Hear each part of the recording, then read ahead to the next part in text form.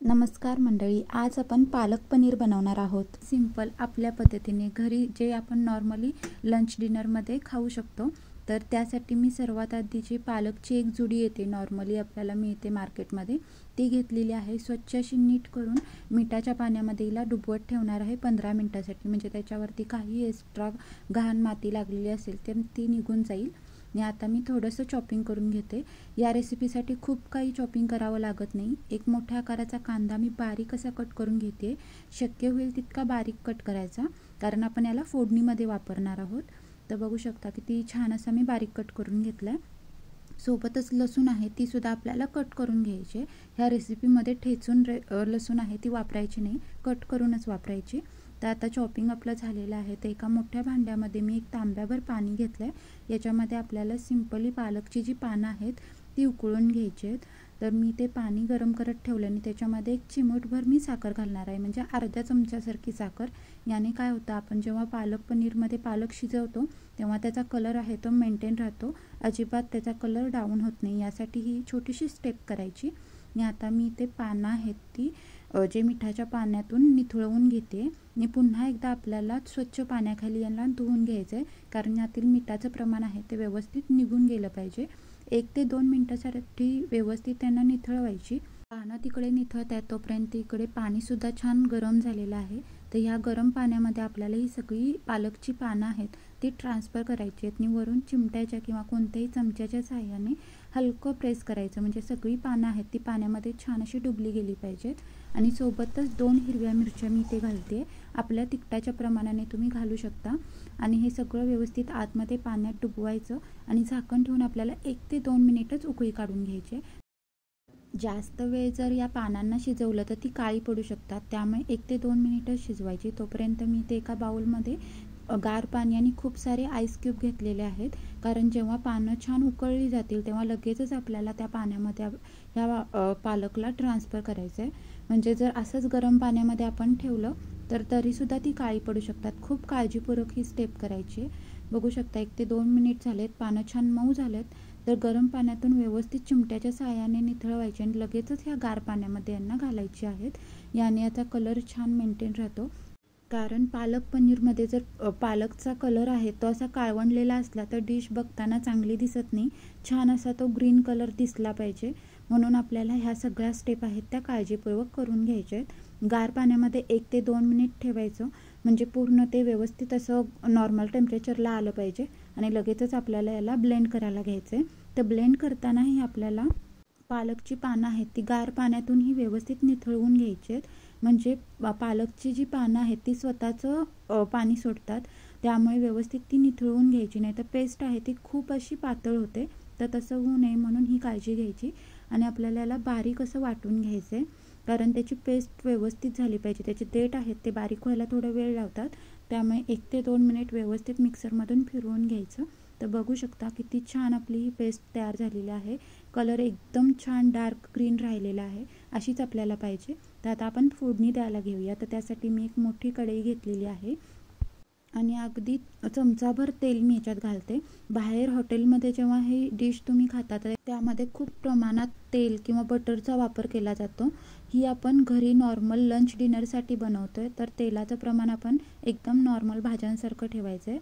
तर 1 चमचाभर तेलामध्ये मी आपण चिरून घेतलेल्या लसणीपैकी निम्मी लसूण टाकलेली आहे, निम्मी आपण नंतर तडक्यासाठी वापरणार आहोत. तर व्यवस्थित लसूण परतवून घ्यायची आणि मग याच्यामध्ये बारीक चिरलेला सगळा कांदा ट्रान्सफर करायचा आहे. कांदा चांगला ट्रान्सपरंट होईपर्यंत आपल्याला परतून घ्यायचा आहे. ह्या स्टेजला 2 चमचेसारखं बेसन पीठ घातलं जातं, त्याने ग्रेव्ही छान मिळून येते आणि टेस्टही छान येते. पण अशीही सेम साध्या पद्धतीने करून बघा, तुम्हाला आवडेल. तर मी इथे प्लेन करते. तर आता इथे आपल्याला पावडर मसाले घालायचे आहेत. गॅस बारीक करायचा आणि 1 चमचा गरम मसाला, अर्धा चमचा जिरे पावडर आणि 1 चमचा धने पावडर मी इथे घातले. छान अशी परतून झाले मसाले की आपल्याला ही सगळी जी ग्रेव्ही आपण करून ठेवली होती ती ॲड करायची आहे आणि फोडणीमध्ये तिला छान असं परतून घ्यायचं आहे. गॅस बारीकच ठेवायचा आणि आपल्याला ही सगळी जी ग्रेव्ही आहे ती व्यवस्थित फोडणीमध्ये शिजवून घ्यायची. खूप जास्त शिजवावी लागत नाही, 1 ते 2 मिनिटामध्ये छान शिजली जाते, कारण आपण पालक आधी शिजवून घेतला होता बऱ्यापैकी. तर आता ज्या बाउलमध्ये मी ही ग्रेव्ही साठवली होती त्याच्यामध्ये जरासं पाणी घालून हे याच्यामध्ये ॲड केलेलं आहे. तुम्हाला ग्रेव्ही कशी थिक कशी थिन हवी आहे त्यानुसार याच्यामध्ये तुम्ही गरम पाणी ॲड करू शकता. वरून जेव्हा तुम्ही पाणी ॲड करणार तेव्हा आवर्जून गरम पाणीच ॲड करा, नाही तर ह्याची कुकिंग प्रोसेस आहे ती पटकन थांबते आणि ग्रेव्हीची चव आहे ती बिघडण्याची शक्यता असते. त्यामुळे गरम पाणीच ॲड करायची कोणतीही ग्रेव्हीची भाजी करताना. आणि याच्यामध्ये मी चवीनुसार मीठ घातलेलं आहे आणि मीठ चांगलं मिक्स करून घ्यायचं आणि बारीक गॅसवरती याला 1 ते 2 मिनिट चांगलं शिजवून घ्यायचं आहे. तर एका साईडला मी ते शिजवत ठेवलं आणि आता पनीरचे तुकडे करून घेते. तर मी ते 50 ग्रॅम पनीर घेतलेलं आहे एक जुडी पालकसाठी. असं काही प्रमाण नसतं. तुम्हाला जर पनीर जास्त आवडत असेल तर तुम्ही जास्त प्रमाणात घेतलं तरी चालेल. या पनीरचे मी आता पीस करून घेते. मीडियम आकाराचे असे क्यूबमध्ये मी पीस करून घेतलेत. तुम्हाला हवं त्या आकारामध्ये तुम्ही कट करू शकता, पण एवढा आकार सफिशियंट असतो पालक पनीरच्या भाजीमध्ये. खूप मोठाही पीस बरा लागत नाही आणि खूप छोटा भाजीमध्ये दिसताना छान दिसत नाही. तरीही तुमच्या आवडीनुसार तुम्ही आकार ठेवलात तरी चालेल. मी ते 1 चमचाभर तेल घेतलेलं आहे. पॅनमध्ये छान पसरवून घ्यायचं. तेल चांगलं गरम झालं की गॅस बारीक करून हे सगळे पीस आहेत ते आपल्याला असे सेपरेट करून टाकायचे आहेत, म्हणजे ते सगळ्या बाजूनी छान भाजले जातात.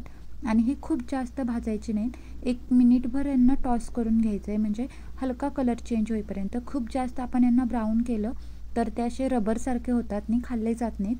एकदम मिनिटभरासाठी यांना टॉस करायचं आहे. लास्टला याच्यामध्ये थोडंसं तिखट आणि मीठ घालायचं, म्हणजे ग्रेव्हीमध्ये जेव्हा आपण पनीर खाणार तेव्हा ते फिकं फिकं नाही लागलं पाहिजे, छान असं चव आली पाहिजे त्याची. यासाठी ही प्रोसेस करायची. छान असं मी परतून घेतलं आहे. बघू शकता किती छान त्याला हलका कलर आला आहे. तर आता आपल्याला तेलामधून गाळून घेऊन हे सगळे पीस आहेत ते ग्रेव्हीमध्ये ॲड करायचे आहेत. आणि जे हे उरलेलं तेल आहे त्याच्यामध्ये आपल्याला एक सिम्पलसा लास्टचा तडका द्यायचा आहे.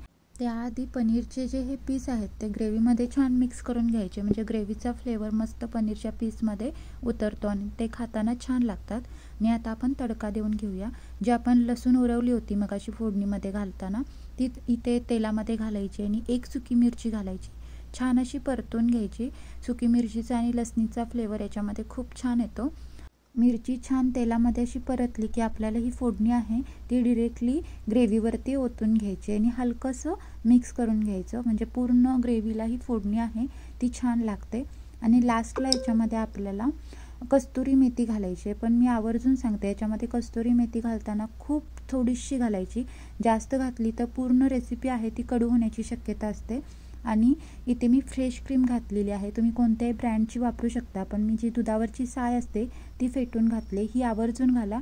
याने जी आपली ग्रेव्ही आहे तिला छान अशी रिचनेस येते आणि आपली भाजी खूप छान टेस्टी बनून तयार होते. तर अशा पद्धतीने आपली ही पालक पनीर बनवून तयार झालेली आहे. तुम्हाला आजची रेसिपी कशी वाटली मला नक्की कमेंट करून सांगा. आवडली तर रेसिपीला लाईक करा, शेअर करा. चॅनलवर नवीन असाल तर चॅनलला सबस्क्राईब करा, बेल आयकन दाबा आणि अशाच रेसिपीसोबत भेटू. Bye bye.